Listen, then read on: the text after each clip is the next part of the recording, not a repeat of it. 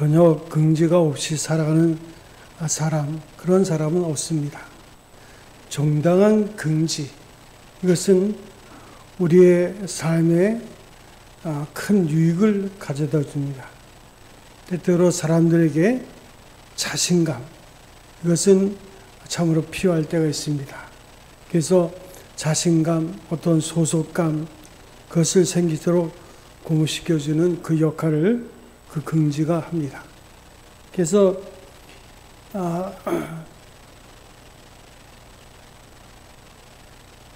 심지어는 사람을 잘못 만들어주는 교만 가운데 하나가 있는데, 그것은 너무 자긍심이 강해서 문제가 되는 경우들이 있습니다.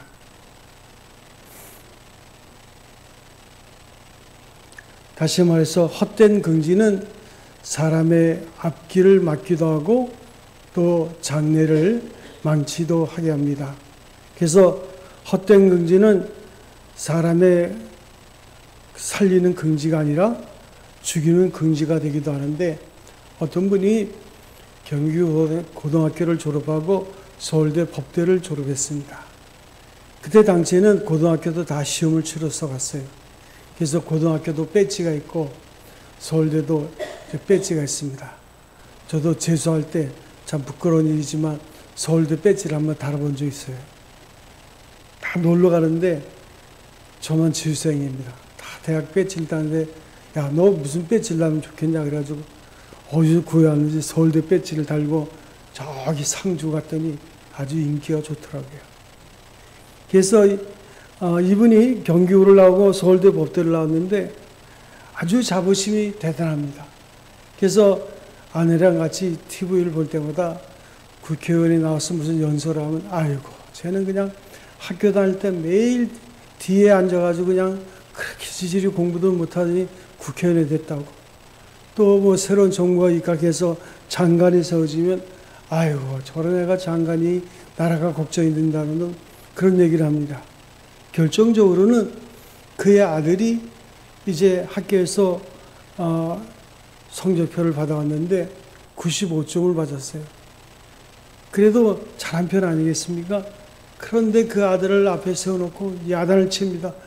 그 하나 못 맞춰가지고 100점 먹느냐고. 아빠는 말이야, 학교 다닐 때 늘 올백이었다고 말해서 흔히 야단을 치니까 아이가 그냥 시퍼렇게 지립니다. 그걸 보다 못한 그 아내가 옆에 있다가 꾹 참고 있다가 한마디 해요. 당신은 그렇게 경기고 나오고 서울대 법대 나와가지고 그렇게 잘난 게 뭐가 있냐고. 10여 년 동안 백수로 살고 있거든요. 그렇게 얌전하던 아내가 한순간에 돌변해가지고 그 난리를 치니까 그때부터 기가 죽었다는 그런 얘기가 있습니다. 이런 긍지는 헛된 긍지요, 사람을 살리는 긍지가 아니라 죽이는 긍지입니다. 이 세상에서 가장 교만한 사람이 모인 데가 어딜까요?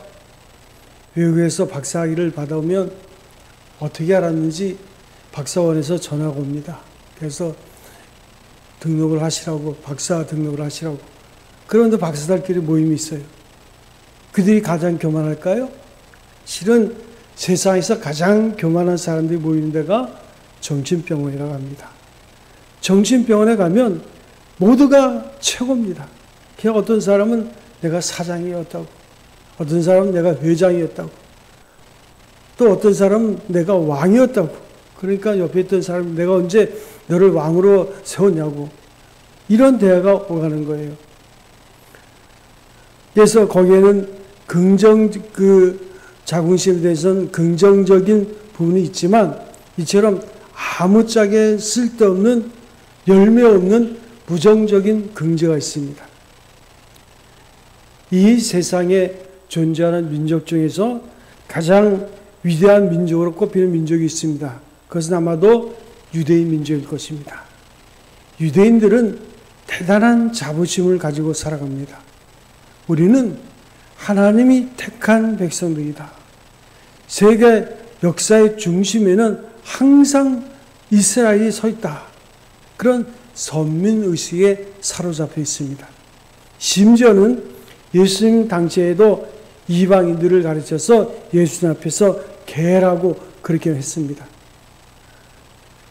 심지어는 어떤 랍비는 그러면 왜 하나님께서 이방인들을 지으셨냐 그랬더니 하나님께서 이방인들을 이 땅에 존재하게 하신 이유는 지옥의 땔감으로 쓰기 위해서 이방인들을 준비했다고 할 정도로 이스라엘 사람들은 자기 민족에 대한 자부심이 대단했어요. 어떤 유대인은 심지어는 빨간 빵똥 모자를 쓰고 다닙니다. 골수 유대인이에요. 그런데 어디를 가나 빨간 빵똥 모자를 써서 내가 유대인이라는 것을 자랑합니다. 심지어는 그 프라이드가 얼마나 강한지 전쟁 중에도 철모 안에 빨간 빵똥 모자를 쓴다 그래요. 오늘 17절에 보니까 유대인이라 칭하는 내가 율법을 의지하며 하나님을 자랑하고 그런 말이 있습니다. 유대인들이 첫 번째 자랑거리가 뭘까요?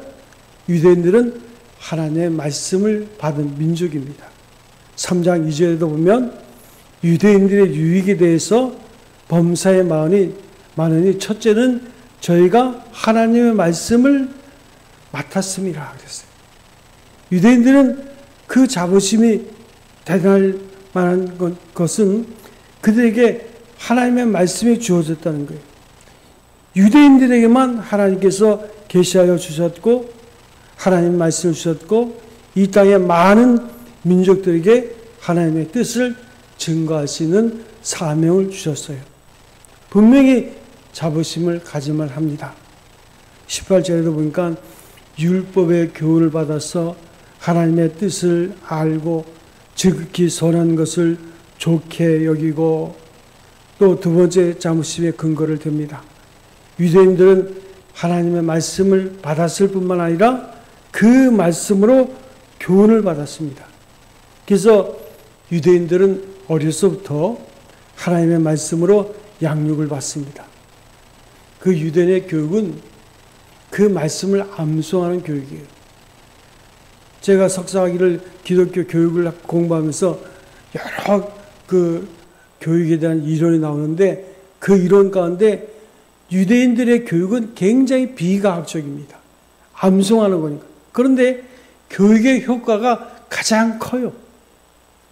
유대인들은 하나님의 말씀으로 영감을 받고 자랐기 때문에 항상 말씀에 의지해서 상상하고 그리고 사고하고 말씀에 의지해서 판단합니다. 어려서부터 하나님의 말씀으로 교육받아서 일찌감치 영적인 감동이 그들에게 있어요. 그것이 샘솟합니다.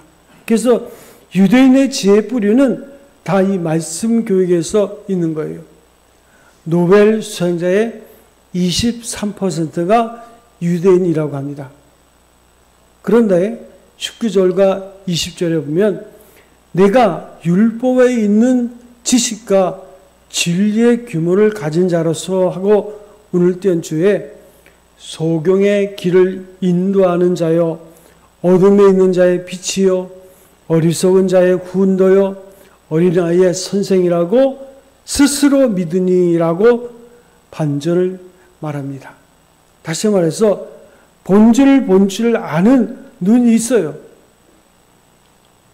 그렇지만 유대인의 문제가 무엇일까요? 하나님의 말씀을 받아서 알고 하나님의 말씀을 배웠다는 것이 사실이지만 그 알고 있다는 사실 한 가지로 더 이상 하나님의 은혜가 필요 없는 자기 자신을 자칭 의인이라고 생각을 하는 거예요. 다시 말해서 알고 있다는 그 사실 자체가 자신을 의인으로 만드는 확증이라고 생각했다는 것입니다. 그런데 이것이 예수님을 오래 믿었다는 사람들의 문제점과도 통합니다. 어떤 청년에게 묻습니다. 너가 예수를 믿느냐? 그랬더니 그 청년이 말하기를 내가 예수 그리스도의 십자가 배후를 믿고 그리스도의 십자가를 의지함으로 구원을 얻었습니다. 이렇게 말하는 것이 아니라 내가 유아 세례를 받았다고. 아니 그걸 묻는 게 아니라 네가 예수를 믿냐고. 우리 아버지가 장로라고. 그걸 묻는 게 아니라 네가 예수를 믿냐고. Do you believe Jesus Christ? 라고 외치는 거야. 지금 Do you believe Jesus Christ? 예수 그리스도 믿냐고. 그랬더니 그 아이가 말하기를 우리 집안에 목사가 몇 명인 줄 아냐고. 아니 네가 예수를 믿냐고. 그랬더니 그 청년 하는 말이 안 믿는다고. 하나님께서 이런 것을 보시고 우리를 받아주시는 것이 아니에요. 유대인들이 가지고 있는 최고의 긍지는 자신들이 아브라함의 후손이라는 거예요. 그런데 예수님께서 뭐라고 말씀하셨어요? 그 말씀을 들으시고 하신 말씀이 땅바닥에 굴러다니는 돌을 가지고도 내가 네 아브라함의 자손을 만들 수 있다고. 내가 아브라함의 자손 되게 할 수 있다고. 그렇게 말씀하셨어요. 한마디로 혈통을 믿지 말고 진정한 마음으로 하나님께 대한 믿음을 가지고 나오라 그 말이에요. 이것이 하나님의 뜻입니다. 세상에서 제일 어리석은 사람이 어디 있습니까? 나는 모태신앙입니다 라고 자랑하는 사람이 있어요. 어떤 분이 제자 훈련하는데 나이가 50인데 신앙생활 몇 년 하셨어요? 그랬더니 정확히는 나는 51년째죠. 아니 50인데 어떻게 51년 했어? 제가 모태신앙이죠. 그러더라고요. 세상에서 제일 말도 안 되는 것이 모태신앙이에요. 어떻게 엄마 뱃속에 있을 때 믿음이 있을까요? 엄마 뱃속에서 예수 믿는 사람이 어디 있습니까? 모태신앙이 아니라 모태추석이라고 해야지만 정확합니다. 그러니까 뱃속에 있는 아기도 엄마를 따라서 교회에 나왔어요. 그런데 우리는 내가 모태신앙이라고. 하나님 앞에서 중요한 것은 부모의 믿음이나 조상의 믿음이 아니라 자기 자신이 그리스도 예수의 십자가를 붙드느냐, 여기에 달려있음을 우리가 명심하셔야 돼요. 그래서 요한복음 1장 13절에 보면 하나님의 자녀가 되는 것은 혈통으로나 육정으로나 사람의 뜻으로 나지 아니하고 오직 하나님께로부터 난 자들이라. 그 전에 요한복음 1장 12절에 볼까요? 영접하는 자, 곧 그 이름을 믿는 자들에게는 하나님의 자녀가 되는 권세를 주셨으니. 그러니까 우리가 하나님의 자녀가 되는 것은 혈통이나 육적으로 되는 것이 아니에요. 그리스도 안에서 성령으로 인치심을 받기 전에는 어떤 사람도 도저히 구원에 이를 수 없다고 성경은 증거하고 있습니다. 다만 우리가 믿는 가정에서 태어난다는 것, 우리 조상들이 3, 4세 때부터 예수를 믿었다는 것, 이건 큰 자산이 될 수 있습니다. 그건 얼마든지 긍지가 될 수 있어요.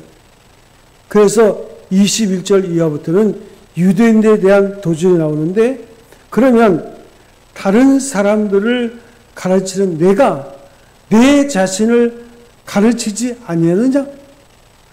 너희들의 긍지와 자부심은 인정한다. 맞다. 너희가 하나님으로부터 말씀을 받았고 말씀을 알고 배웠다. 그렇지만 너희는 실로 소경의 인도자여 어둠의 빛이여 어리석은 자의 훈대여 어린아이 선생님을 나도 인정한다. 그런데 너희는 도대체 그 진리의 말씀을 가르치기만 하고 그 말씀을 그대로 순종하지 않느냐? 날카롭게 찌르고 있어요. 요즘은 모든 권위가 무너진 시대에 삽니다. 위기의식이 크죠. 그래서 어떤 목사님이 그래요. 우리 아버지 목사 시대에는 참 그 권위가 있었는데 요즘은 뭐 한집권도 목사들이 많으니까 그 권위가 없다고 그런 얘기를 하더라고요. 그 어떤 청년이 공부를 안 하고 놀고 있어요. 그 아버지가 그 청년에게 말합니다. 얘야, 링컨은 네 나이 때 독학으로 변호사가 되었단다. 그랬더니 그 아들이 뻔히 아버지를 쳐다보면서 하는 말이, 아버지, 링컨은 아버지 나이 때 대통령이 됐어요. 그러더래요. 요즘은 말 가지고 안 돼요. 자기 삶을 보여줄 때 말의 능력이 있습니다. 하나님의 말씀이 중요하다 백날 얘기해도 소용이 없어요. 자녀들은 부모들이 무엇을 소중히 여기는가를 잘 알고 있어요. 그러니까 입술의 고백이 아니라 삶의 행동을 보여줘야 되는 거예요. 그래서 21절에 보면 유대인의 의식을 보여줍니다. 도둑질 하지 말라. 반포는 내가 도둑질 하느냐? 22절에도 보면 우상을 가정히 여기는 내가 신사의 물건을 도둑질 하느냐? 유대인의 이중성이에요. 어찌 보면 우리 자신의 모습일 수가 있습니다. 알면 뭐합니까? 아는 게 문제가 아니에요. 아는 대로 순종하지 않고 그대로 살지 않으면 아무것도 아닙니다. 성경은 안다고 의인 의식을 가지면 안 됨을 분명하게 경고하고 있습니다.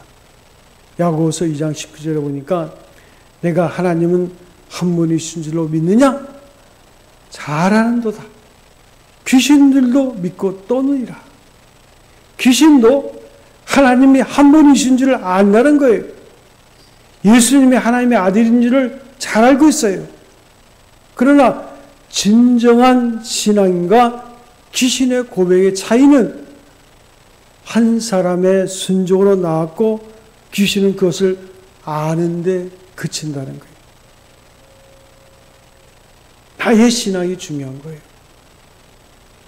햄릿이 쓴 치곡 가운데 베니스의 상이라고 있습니다. 영어로 베니스, 그 베네치아 상이냐. 거기에 보면 유명한 샬로이라는 고리대금업자가 나오죠. 아주 악랄한 고리대금업자예요. 거기에 희생양이 안토니오예요.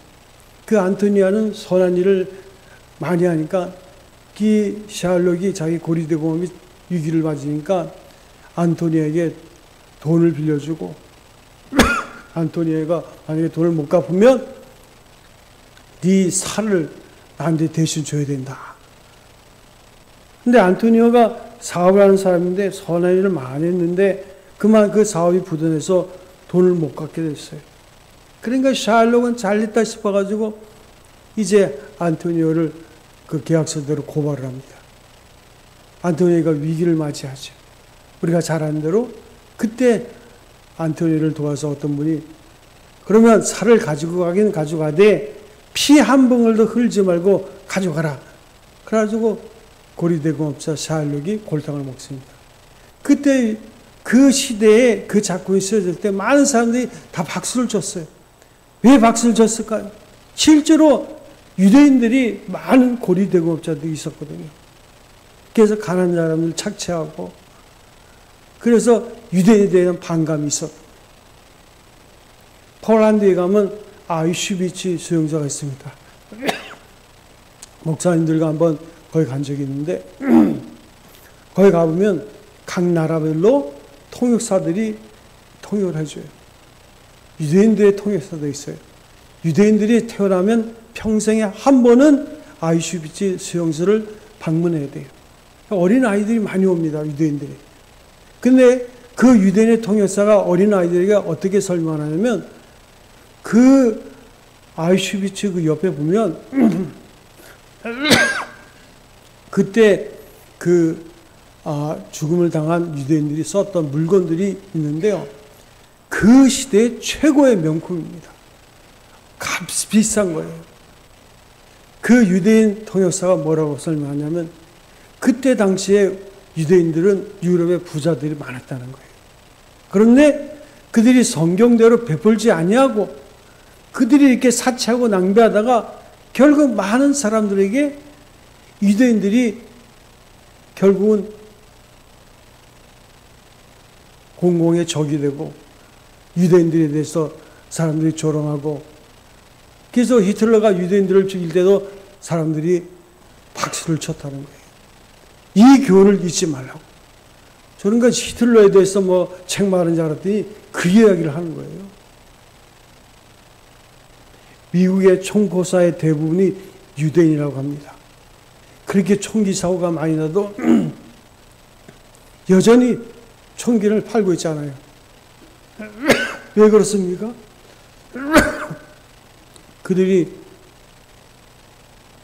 로비를 통해서 계속 총기를 팔 수 있도록 하는 거예요. 많은 성도들이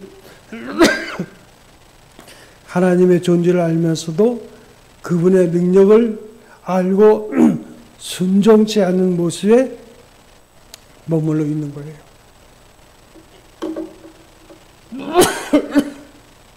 이런 믿음은 성경의 믿음이 아니라 귀신의 믿음입니다. 귀신들도 그 정도는 안다는 거예요.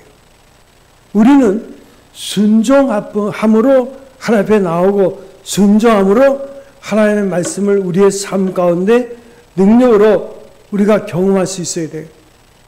하나님은 순종하는 자에게 능력을 보여주십니다. 기도하면 하나님께서 모든 것을 응답해 주실 것을 믿고 기도하는 것이 살아있는 믿음이에요. 그래서 성경에 보니까 이제까지 너희가 아무것도 내 힘으로 구하지 아니하였으나 구하라 그리하면 주시리니 너희 기쁨이 충만하리라. 이것이 성경의 주문입니다.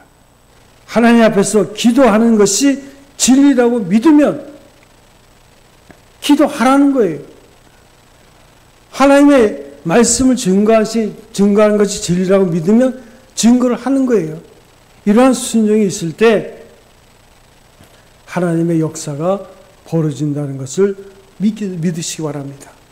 예수께서 승천하기 전에 마가복음 16장 15절에서 너희는 온 천하에 다니며 만민에게 복음을 전파하라. 이 말씀은 우리뿐만 아니라 모든 사람이 다 들었어요. 그런데 마지막 절을 보면 제자들이 나가 전파할 때 주께서 함께 역사하사 하는 말이 있습니다. 이것이 핵심입니다. 제자들이 이 말씀을 믿고 순종하며 나가며 전파할 때 주님께서 함께 하셨다는 거예요. 여기서 우리는 왜 우리의 삶 가운데 하나님의 능력이 나타나지 않을까? 그것은 순종이 없기 때문에 그렇다는 중요한 사실을 우리가 알게 됩니다. 말씀을 듣기만 하고 몸이 움직이지 않으니까 하나님의 역사가 나타나는 것을 볼 수 없는 거예요. 바울은 내가 복음을 부끄러워하지 아니하노니 이 복음은 모든 믿는 자에게 구원을 주시는 하나님의 능력이 됨이라 그랬어요. 여러분 이 말씀을 제자 훈련 받은 사람은 다 외워요. 그러니까 머릿속으로만 믿지 말고 증거하는 자리에 그런 역사에 참여하는 자리에 우리가 있어야 됩니다. 그래서 외형적인 헛된 긍지를 우리가 버려야 돼요. 우리의 연륜, 유산, 지식 이것이 능력이 아니라 이것은 능력을 향하기 위한 도구에 불과합니다. 제일 중요한 것은 우리의 의를 다 버리고 예수 그리스도의 십자가를 붙잡는 거예요. 하나님 아버지께서 일하신다고 약속하지 않았습니까? 나를 통해서 일하신다고 분명히 약속하지 않았습니까? 그러면 주여 나를 도와주옵소서. 이렇게 기도하면서 약속을 믿고 담대하게 나가서 순종할 때 우리를 통해서 놀라운 일들이 벌어지게 되는 줄로 믿습니다. 사랑하는 성도 여러분, 하나님은 지금도 살아계시고 믿음의 사람을 통해서 하나님의 영광을 나타내기를 원하신 줄로 믿습니다. 이제부터 믿는 데에 그치지 말고 순종하는 자리에까지 나가서 하나님의 살아계시고 역사하심을 경험하는 성도 여러분 되시기를 주의 이름으로 축원드립니다. 기도하겠습니다. 우리 아버지 하나님, 오늘 말씀을 통해서 우리 자신을 돌아볼 수 있도록 인도하여 주시옵소서. 우리의